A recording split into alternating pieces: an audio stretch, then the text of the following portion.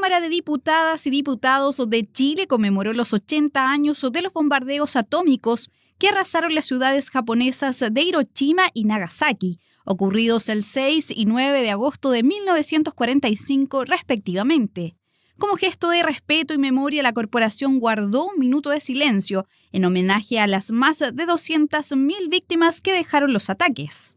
El presidente de la Cámara, José Miguel Castro, recordó que estos ataques nucleares provocaron la muerte de cientos de personas y dejaron secuelas profundas e irreversibles en las comunidades afectadas, así como en la conciencia de la humanidad. Cuando lo recordamos, lo que queremos hacer es decir un nunca más.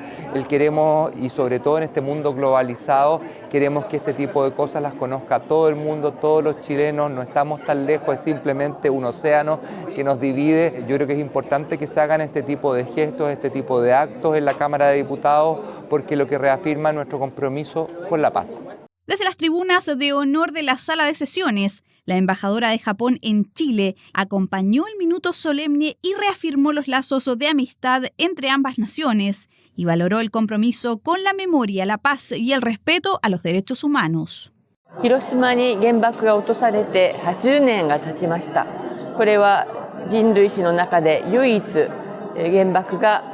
無実の人々に使われたという貴重なまた非常に苦しい経験です。この経験を忘れないためにこのようにチリで展示が行われたことは非常に重要なことだと思っています。この経験を忘れず、また平和の尊さを皆さんに訴え、二度とこのような悲劇が起こらないために